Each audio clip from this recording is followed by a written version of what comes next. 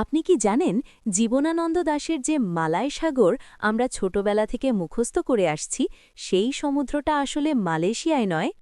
আপনি কি ভাবছেন বনলতা সেনের সেই কালজয়ী পংক্তিগুলো আপনার পুরোপুরি জানা?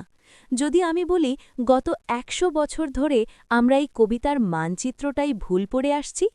বিসিএস, ব্যাংক বা যে কোনো সরকারি চাকরির প্রস্তুতি নিচ্ছেন যারা, কিংবা যারা বাংলা সাহিত্যকে ভালোবাসেন, আজকের এই ভিডিওটি আপনাদের সবার জন্য একটি আই ওপেনার হতে যাচ্ছে। আমরা আজ কেবল একটি কবিতা নিয়ে আলোচনা করব না, বরং জীবনানন্দের কাব্যের আড়ালে লুকিয়ে থাকা এক বিশাল ভৌগোলিক এবং ঐতিহাসিক রহস্যের উন্মোচন করব। এই রহস্যের শুরু হয় একটি বিশাল ভুল দিয়ে। জীবনানন্দের বিশ্বখ্যাত জীবনীকার এবং অনুবাদক ক্লিন্টন বি সিলি প্রায় ৩০ বছর ধরে বিশ্বাস করতেন যে মালয় সাগর মানে বর্তমানের মালয়েশিয়া। তিনি নিজেও তার অনুবাদে লিখেছিলেন দ্য সিজ অফ মালায়া। কিন্তু দীর্ঘ ৩০ বছর পর তিনি নিজের ভুল বুঝতে পেরেছেন। তিনি উপলব্ধি করেছেন যে এর সঠিক ভৌগোলিক অনুবাদ হওয়া উচিত ছিল সিজ অব দ্য মালাবার কোস্ট। কেন এই পরিবর্তন? কেন একজন বিশ্বখ্যাত গবেষক নিজের কয়েক দশকের কাজকে সংশোধন করলেন? এটাই আজ আমাদের ভিডিওর মূল আকর্ষণ। এই রহস্য সমাধানের মাধ্যমে আপনি জানতে পারবেন কিভাবে একটি মাত্র শব্দের হেরফের পুরো কবিতার অর্থ এবং আমাদের ইতিহাসকে বদলে দেয়। আসুন শুরু করি অভিধানের সেই গোলকধাঁধা থেকে। বাংলা অভিধানগুলোতে মলয় এবং মালায় শব্দের মধ্যে এক অদ্ভুত পার্থক্য আছে।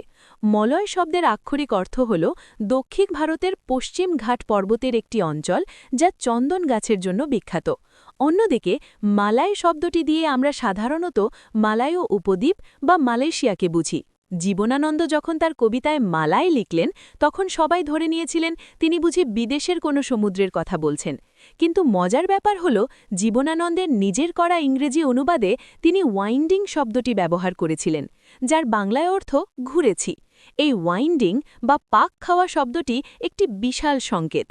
আপনি যদি মানচিত্রের দিকে তাকান তবে দেখবেন সিংহল সমুদ্র থেকে সোজা মালয়েশিয়া যাওয়া যায় না, বরং ভারতের কন্যাকুমারী অন্তরীপ ঘুরে বা পাক খেয়ে উত্তর দিকে এগোলেই পাওয়া যায় মালাবার উপকূল। অর্থাৎ কবির সেই দীর্ঘ পথচলা ছিল আমাদের এই উপমহাদেশের মানচিত্রেই। এই রহস্যের সবচেয়ে বড় প্রমাণ লুকিয়ে আছে জীবনানন্দের আরেকটি স্বল্প পরিচিত কবিতা নিরঙ্কুশে। এই কবিতায় জীবনানন্দ এমন এক শব্দ ব্যবহার করেছেন যা আগে কোনো বাংলা অভিধানে পাওয়া যায়নি। শব্দটি হল মালায়ালি। এই একটি শব্দই ক্লিন্টন সিলির চোখের পর্দা সরিয়ে দেয়। মালায়ালিরা কারা? তারা কি মালয়েশিয়ার মানুষ? একদমই নয়। মালায়ালিরা হল দক্ষিণ ভারতের মালাবার অঞ্চলের মানুষ। যখন জীবনানন্দ নিরঙ্কুশ কবিতায় মালায়ালিদের কথা বলছেন তখন এটি পরিষ্কার হয়ে যায় যে তার মালায় সাগর আসলে মালয়েশিয়া নয়, বরং ভারতের মালাবার উপকূল। এই আবিষ্কারের পর ক্লিন্টন সিলি ঘোষণা করলেন তিনি তার বনলতা সেনের অনুবাদ সংশোধন করতে প্রস্তুত। কিন্তু কেন জীবনানন্দ এই নির্দিষ্ট অঞ্চলটিকে বেছে নিলেন? এখানে লুকিয়ে আছে ইতিহাসের এক উত্তাল অধ্যায়। গবেষণায় দেখা গেছে ১৯২১ সালে এই মালাবার অঞ্চলে একটি বিশাল বিদ্রোহ হয়েছিল, যা মোপলা বিদ্রোহ নামে পরিচিত। জীবনানন্দ তার কবিতায় শতাব্দীর শেষ এবং অভ্যুত্থান শব্দগুলি ব্যবহার করেছেন। যদিও সময়ের হিসেবে কিছু অস্পষ্টতা আছে, কিন্তু এটি নিশ্চিত যে কবি কেবল প্রেমের কবিতা লিখছিলেন না, তিনি লিখছিলেন এক জাতীয়তাবাদী মহাকাব্য। বনলতা সেন কেবল নাটোরের এক নারী নন, তিনি হলেন সেই শান্তির প্রতীক যা একজন ভারতীয় বা দক্ষিণ এশীয় মানুষ তার উত্তার ইতিহাসের শেষে খুঁজে পেতে চায়।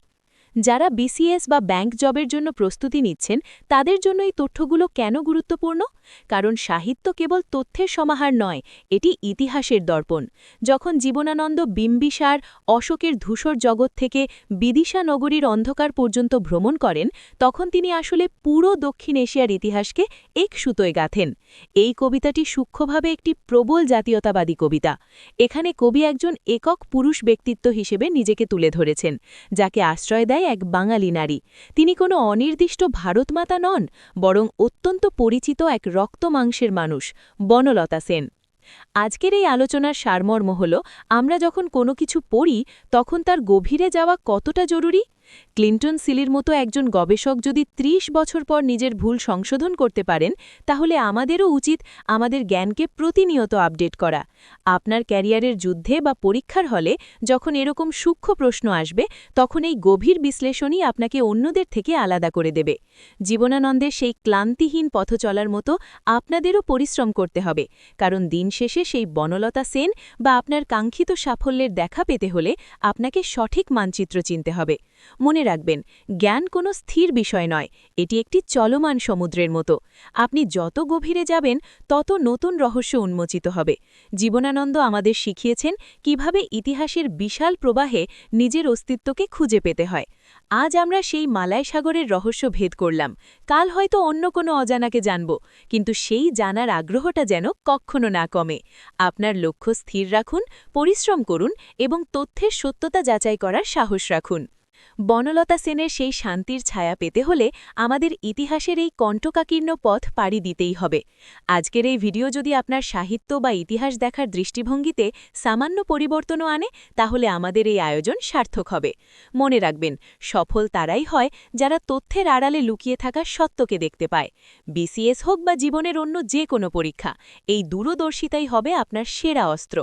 এই মোহময় সাহিত্যিক যাত্রা আমাদের শেখায় যে সত্য অনেক সময় আমাদের চোখের সামনেই থাকে, শুধু দেখার দৃষ্টিভঙ্গিটা বদলে নিতে হয়। দক্ষিণ এশিয়ার এই বিশাল মানচিত্রে আপনিও আপনার সাফল্যের ঠিকানা খুঁজে নিন। ভালো থাকুন, সুস্থ থাকুন এবং জ্ঞানের সন্ধানে নিরন্তর পথ চলুন। আপনাদের সবার জন্য অনেক শুভকামনা রইল।